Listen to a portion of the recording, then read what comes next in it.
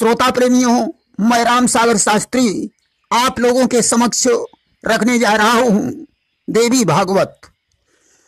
देखिए, एक बार की बात है, महर्षि मार्कंडेय मुनि वृंदों को देवी चरित्र सुना रहे थे। उन्होंने मुनियों से कहा कि सूर्य के पुत्र सावर्णी भगवती महामाया की कृपा से जिस प्रकार मनवंतर के स्वामी बने, उस कथा को ध्यान पूर्वक सुनो। स्वारोचिष मनवंतर में सुरथ नाम का एक प्रतापी राजा हुआ। एक बार कोला विध्वंसी क्षत्रियों ने उसे परास्त कर दिया। क्षीण बल देखकर उसके मंत्री ने राज्य हड़प लिया। राजा विरक्त होकर महर्षि मेधातिथि के आश्रम पर पहुंचा। मेधातिथि को प्रणाम करके उसने सारी कहानी बताई और उसी आश्रम में रहने लगा। एक दिन उसकी भेंट समाधि नाम के वैश्य से हो गई। राजा ने उससे परिचय पूछा।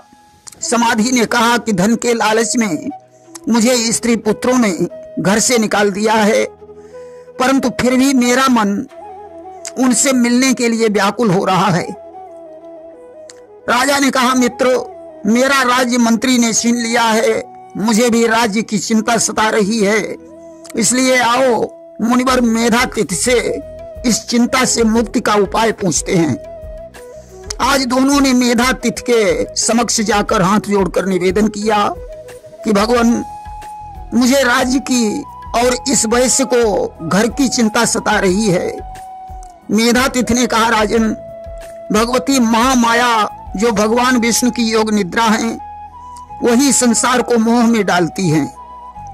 ब्रह्मा विष्णु महेश भी उनकी माया से मोहित हो गए, क्योंकि उन महादेवी ने ही माया को उत्पन्न किया है। एक बार की बात है, ब्रह्मा विष्णु और महेश किसी नई जगह को देखने के लिए कहीं जा रहे थे। रास्ते में ब्रह्मा विष्णु का झगड़ा हो गया। दोनों लोग एक दूसरे से अपने को बड़ा बताने लगे। उस समय उनके मध्य में एक विशाल ज्योतिर्मय शिवलिंग प्रकट हो गया। आकाशवाणी हुई कि इस लिंग का ऊपर नीचे का परिमाण जानने वाला ही बड़ा होगा। आकाशवाणी सुनकर ब्रह्मा आकाश को और विष्णु पाताल को चले गए, परंतु आदि अंत का पता नहीं चला। उस समय शिव के मस्तक से चमेली का फूल लुढ़क कर ब्रह्मा जी के निकट पहुंचा। ब्रह्मा जी ने उस फूल से मित्रता कर ली। उसने झूठ कह दिया कि ब्रह्मा जी को ऊपर का छोर मिल गया। शिव ने इस झूठ बोलने पर केतकी को अपने लिए त्याज्य कर दिया। उसी समय महादेवी प्रकट हो गई। उन्होंने कहा कि तुम तीनों मेरे ही अंश हो, तीनों में कोई बड़ा या छोटा नहीं है। राजा ने कहा, मुनिवर, महामाया का आविर्भाव कैसे हुआ? वे देवी कौन हैं? उनके स्वरूप और प्रभाव को बताने की कृपा करें। मेधातिथि ने कहा, राजन, कल्प के अंत में जब सारा संसार जलमग्न था और योग निद्रा का आश्रय लेकर भगवान विष्णु शेष शैया पर सो रहे थे, ब्रह्मा जी उनकी नाभि से निकले हुए कमल पुष्प पर विराजमान थे। उस समय विष्णु के कानों के मैल से मधु और कैटभ नाम के दो असुर उत्पन्न हुए। वे ब्रह्मा जी का वध करने के लिए उद्यत हुए। उस समय ब्रह्मा जी ने भगवती महामाया की स्तुति की, जिनकी कृपा से विष्णु की निद्रा टूट गई और उन्होंने मधुकैटभ का वध करके ब्रह्मा जी का शोक हरण किया। राजन, पहले कश्यप ऋषि की पत्नी दनु ने रंभ और करंभ नाम के दो दैत्यों को जन्म दिया। उन्होंने संतान प्राप्ति के लिए कठोर तप किया। करंभ जल में बैठकर और रंभ वटवृक्ष के नीचे बैठकर आग का घेरा बनाकर तपस्या करने लगा। उनकी तपस्या से चिंतित होकर इंद्र ने मगरमच्छ बनकर करंभ को मार डाला। अब रंभ भाई के मरने का बदला लेने के लिए अग्निदेव को प्रसन्न करने लगा। अग्निदेव ने प्रकट होकर वर मांगने को कहा। उसने अजय पुत्र का वरदान मांगा। अग्निदेव ने एवमस्तु कह दिया। रंभ ने जाकर एक महिषी को गर्भ धारण करा दिया। इस पर एक महिष ने क्रोधित होकर रंभ को मार डाला। महिषी ने यक्षों से शिकायत की, यक्षों ने उस महिष को मार डाला। महिषी रंभ के साथ सती होने लगी।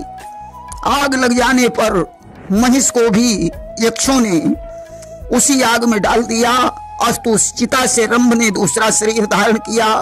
महिष रक्त बीज बन गया, महिषी देवी बन गई और उसके उदर का गर्भ महिषासुर बन गया।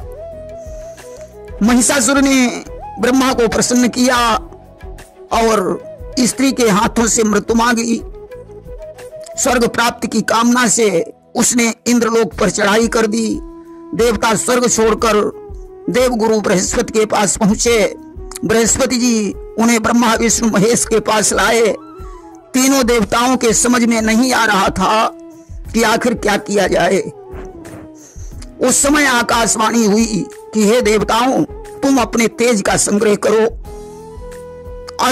अस्तु भगवान विष्णु, शिव, ब्रह्मा और इंद्रादि देवताओं के शरीर से तेज निकलकर एकाकार होकर एक नारी के रूप में परिणित हो गया और अष्टभुजी देवी की उत्पत्ति हो गई। प्रेम से बोलिए दुर्गा मैया की जय। देवताओं ने उन्हें आभूषण और अस्त्र शस्त्र प्रदान किए। हिमालय ने उन्हें सिंह वाहन दिया। सिंह पर सवार होकर देवी ने घनघोर गर्जना की। उनकी गर्जना से पर्वत हिलने लगे। गर्जना सुनकर महिषासुर ने एक दूत भेजकर गर्जना का पता लगाया। दूत जगदम्बा के निकट गया और उनका दर्शन करके महिषासुर को बताने लगा कि यह गर्जना अत्यंत रूपवती स्त्री की है। महिषासुर उन्हें पटरानी बनाने की कामना करने लगा। उसने ताम्रासुर, बाष्कल, दुर्धर, चिच्छुर, बिडाल आदि को भेजा, परंतु वे देवी के हाथों से मारे गए। तब महिषासुर स्वयं देवी के समक्ष पहुंचा। उसने नाना प्रकार के अस्त्र शस्त्रों का प्रहार किया। हाथी, सिंह, महिष बनकर युद्ध किया। काफी दिनों तक युद्ध हुआ। देवताओं ने देवी को मदपान कराया। तब उन्होंने अपने चक्र से दैत्य का सिर धड़ से अलग कर दिया। देवी की जय जयकार होने लगी।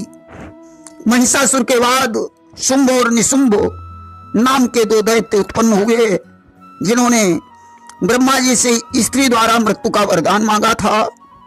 शुक्राचार्य को पुरोहित बनाकर शुंभ राज सिंहासन पर बैठा। एक बार चंडमुंड, रक्तबीज, धूम्रलोचन आदि पराक्रमी दैत्यों को साथ लेकर उसने देवलोक पर चढ़ाई कर दी। इंद्रासन, कल्पवृक्ष, नंदनवन, कामधेनु आदि पर अपना अधिकार कर लिया।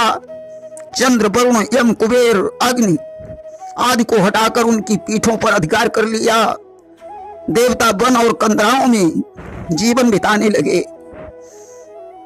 एक दिन इंद्र ने बृहस्पति से उद्धार का उपाय पूछा। बृहस्पति ने भगवती की शरण में चलने को कहा। अस्तु देवता हिमालय पर जाकर भगवती जगदम्बा की आराधना करने लगे। उस समय साक्षात देवी प्रकट हो गईं। उन्होंने कहा, देवताओं तुम्हारा कल्याण हो। अस्तु उनके शरीर से कृष्ण वर्ण कालिका देवी की उत्पत्ति हुई। देवी सिंह पर सवार हुई और कालिका को भी अपने साथ ले गईं और एक उपवन में बैठ गईं। शुंभ और निशुंभ के सेवकों ने उन्हें देखा। जाकर शुंभ को बताया, महाराज मैंने सिंह पर सवार दिव्य नारी को देखा है जो आपके लायक है। शुंभ ने अपने मंत्री सुग्रीव को भेजा।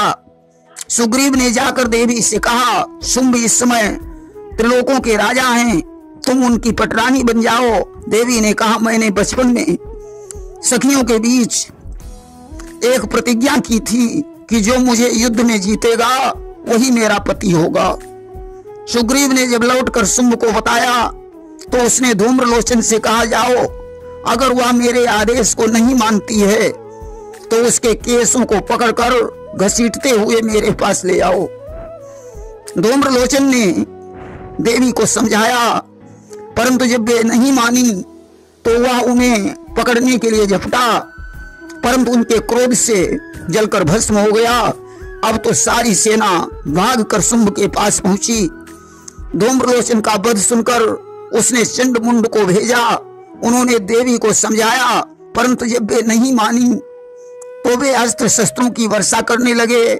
उस समय काली ने उनकी सारी सेना को मुख से चबा डाला।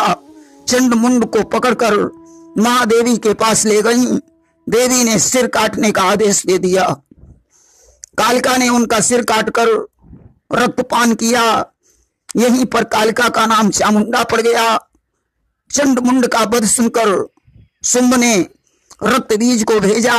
देवी ने रक्त बीज को मूर्छित कर दिया और अपने शरीर से एक दिव्य पुरुष प्रकट करके शुंभ के पास दूत बनाकर भेजा कि भलाई इसी ने है, तुम लोग पाताल लोक को भाग जाओ, अन्यथा मेरे हाथों से मारे जाओगे। अब तो शुंभ युद्ध की तैयारी करने लगा। इधर रक्त बीज को होश आया, वह फिर युद्ध करने लगा। अब तो उसके शरीर से ज्यों खून की बूंद पृथ्वी पर गिरती एक रक्त बीज प्रकट हो जाता। रक्त बीजों की संख्या बढ़ने लगी, क्योंकि इसे भगवान शंकर ने वरदान दिया था कि तुम्हारी खून की बूंद बूंद से रक्त बीज की उत्पत्ति होगी। देवता भयभीत हो गए। उस समय देवी ने चामुंडा से कहा, तुम इसके रक्त का पान करती रहो। धीरे धीरे रक्त बीज समाप्त हो गए और असली रक्त बीज भी देवी के हाथों से मारा गया। उस समय निशुंभ ने युद्ध की तैयारी की। वह रथ पर सवार होकर सेना सहित देवी के पास पहुंचा। देवी ने उसका शीश काट दिया। धड़ युद्ध करने लगा। देवी ने उसके पैर काट दिए। निशुंभ भी मारा गया। अब भाई का बदला लेने के लिए शुंभ चला। देवी ने कालिका से कहा, तुम इसका संहार करो। कालिका ने तलवार से उसका शीश काट लिया। बचे हुए राक्षस पाताल को भाग गए। आज सारा देवी चरित्र सुनकर सुरथ और समाधि बड़े प्रसन्न हुए। मेधातिथि ने कहा, राजन, मेरे विचार से नवरात्रों में तुम उन देवी का विधि पूर्वक पूजन करो, इससे तुम्हारी सभी मनोकामनाएं पूर्ण हो जाएंगी। आज तो सुरथ और समाधि ने नवरात्रों में देवी का विधि पूर्वक पूजन किया। देवी ने उन्हें साक्षात दर्शन देकर वरदान मांगने को कहा। राजा ने अपना खोया हुआ राज्य मांगा। भगवती ने कहा, तुम्हारा मंत्री यहाँ आकर तुम्हें वापस ले जाएगा। इसके बाद तुम राज्य का सुख भोग कर मरने के बाद सूर्य के पुत्र सावर्णी होकर मनवंतर के स्वामी बनोगे। वैश्य ने देवी से ज्ञान और भक्ति का वरदान मांगा। आज दोनों को वरदान देकर देवी अंतर्ध्यान हो गई। प्रेम से बोलिए दुर्गा मैया की जय।